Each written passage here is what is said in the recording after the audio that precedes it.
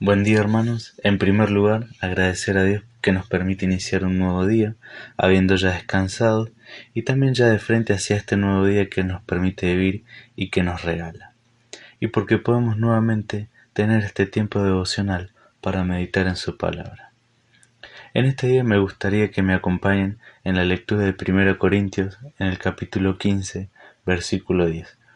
Pero antes de ir a la lectura, este pensamiento me llevó a pensar en las habilidades que cada uno de nosotros tenemos y en cómo ponemos en práctica cada una de ellas. Una habilidad es aquella capacidad que tiene una persona de hacer una cosa correctamente y con facilidad. Si pensamos en general, podemos ver a Messi, quien tiene una gran habilidad para jugar al fútbol, tanto así que es considerado hasta el día de hoy como el mejor jugador del mundo. Si vamos por el lado gastronómico, podemos ver a múltiples personas reconocidas que ponen en práctica sus habilidades creando platos increíbles. Pero si nos movemos también hacia el lado artístico, podemos ver a muchas personas que tienen amplias y grandes habilidades para ejecutar un instrumento y también podemos apreciar la habilidad de aquellas personas que con una gran voz interpretan la letra de una canción. Y así podemos seguir viendo y encontrando habilidades de cada una de las personas que cada una persona tiene y que cada persona también ejecuta. Incluso algunas de esas personas generan su oficio en esa tarea en base a la habilidad que desarrollan. Ahora bien, la Biblia también nos cuenta de una persona que perseguía a los cristianos y a eso lo llamó su oficio. Hablamos del apóstol Pablo. La primera vez que se menciona en la Biblia, en Hechos 7:58, su nombre en ese entonces era Saulo. Aparece con el martirio de Esteban, que hacia el final del relato termina diciendo que Saulo consentía, es decir, permitía o estaba de acuerdo en la muerte de Esteban. Conocemos la historia de que Pablo era un fariseo celoso y llegó a ser enemigo de la iglesia cristiana, que su fin era capturar y perseguir a los creyentes poniéndolos tras las rejas por el simple hecho de que ellos eran cristianos. Como vimos hace un tiempo en los devocionales, Pablo iba camino a Damasco con este fin de perseguir a los cristianos de aquel lugar. Pero en el camino se le aparece el Señor Jesús como una gran luz y lo frena diciendo: Saulo, Saulo, ¿por qué me persigues? Y luego él, atemorizado por la situación, le pregunta: ¿Quién eres, Señor? Y él le contesta: Yo soy Jesús, a quien tú persigues. Dura cosa te es dar coces contra el aguilón. Cuando las personas trabajaban en el campo y utilizaban a los bueyes, los colocaban en un carro que araba la tierra. Pero cuando ya los bueyes se cansaban, o no querían seguir, o se enojaban, tendían a tirar patadas hacia atrás como una forma de defensa. Pero en el carro estaba el aguijón, y su función era frenar la pata del buey, lastimándolo para que no lo volviera a hacer y aprendiera la conducta de no tirar patadas, porque si lo seguía haciendo iba a terminar de lastimarse por completo. Pablo creo que jamás pensó o se le cruzó por su mente que un día el Señor Jesús se le aparecería, y que en aquel momento, y bueno, aquel encuentro que tuvo con él, en pocas palabras y de una forma traducida, lo que el Señor Jesús le estaba diciendo a Pablo es que deje de lastimarse a sí mismo, tratando de perseguir a los cristianos y frenando o entorpeciendo su obra. Conocemos cómo sigue la historia de Pablo. Se refiere a su experiencia como el inicio de su nueva vida en Cristo. En el centro de esta experiencia estaba el Señor Jesús y lo reconoció como su Señor, reconoció su pecado, rindió su vida a Él y decidió obedecerle desde aquel encuentro personal que tuvo con Él. Conocemos la clase de cristiano que llegó a ser, predicando a cada una de las personas, especialmente a los gentiles. Es también que Pablo relata su testimonio. Ahora sí, en la lectura de 1 Corintios 15 empezamos a leer desde el versículo 9 hasta el versículo 11. Allá el apóstol expresa las siguientes palabras. Versículo 9. Porque yo soy el más pequeño de los apóstoles, que no soy digno de ser llamado apóstol porque perseguí a la iglesia de Dios. Verso 10. Pero por la gracia de Dios soy lo que soy, y su gracia no ha sido en vano para conmigo. Antes he trabajado más que todos ellos, pero no yo, sino la gracia de Dios conmigo. Porque o sea yo, o sean ellos, así predicamos y así habéis creído. De este testimonio podemos ver 3 puntos acerca de la gracia que Dios tuvo con Pablo.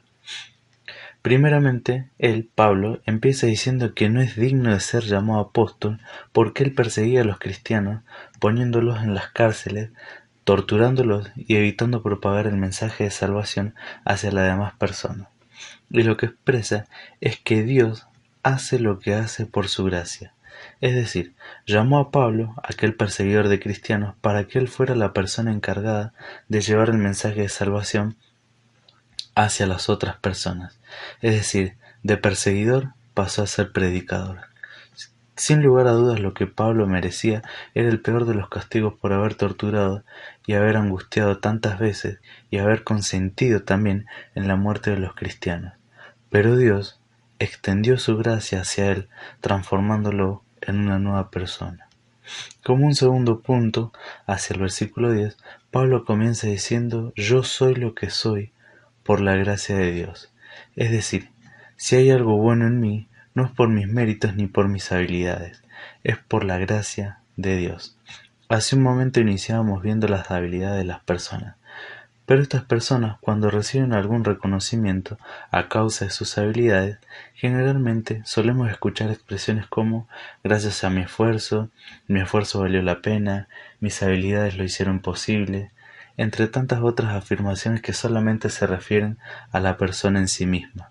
Es muy raro encontrar testimonios que digan: no crean que fueron mis habilidades, tampoco piensen que fueron por mis méritos y reconocimiento. Es porque la gracia de Dios hizo todo posible. Es muy raro encontrar a personas que expresen sus reconocimientos de esta forma, diciendo que ellos llegaron a ser lo que son por la gracia de Dios. Es por eso que vemos una actitud de total humildad en Pablo al reconocer que todo lo que él era y todo lo que había logrado era por la gracia de Dios. Y hacia el tercer y último punto, Pablo nos dice que por la gracia de Dios, él fue un instrumento para llevar esa gracia, la gracia de Dios, hacia otras personas, como así también lo fueron los otros apóstoles. Queridos hermanos, con la historia de Pablo podemos ver cómo él, siendo un perseguidor de los cristianos, tuvo un encuentro personal con el Señor Jesús y su vida desde aquel momento cambió completamente, llegando a ser una persona humilde, llena de gracia, y que esa gracia no solo la atesoró en su corazón, sino que fue una persona que supo entender y vivir la gracia de Dios, y que también con su actitud pudo demostrar aquella gracia de Dios en su vida hacia las demás personas.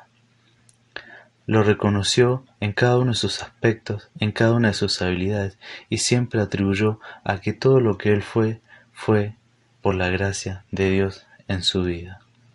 Otro punto interesante es que se reconocía como indigno por lo que hacía, pero su condición no fue suficiente para que el Señor Jesús deje de amarlo. Vemos una clara expresión de amor hacia él de parte del Señor Jesús. Vemos cómo utilizó a una persona que lo despreciaba, pero que por su gracia llegó a ser una de las personas más importantes en la Biblia, tanto así que varias de sus cartas las encontramos en ella, en la Biblia.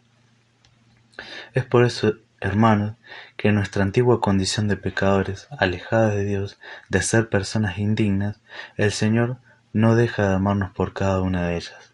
No deja de amarnos porque somos pecadores, ni porque nos encontramos alejados o porque somos indignos.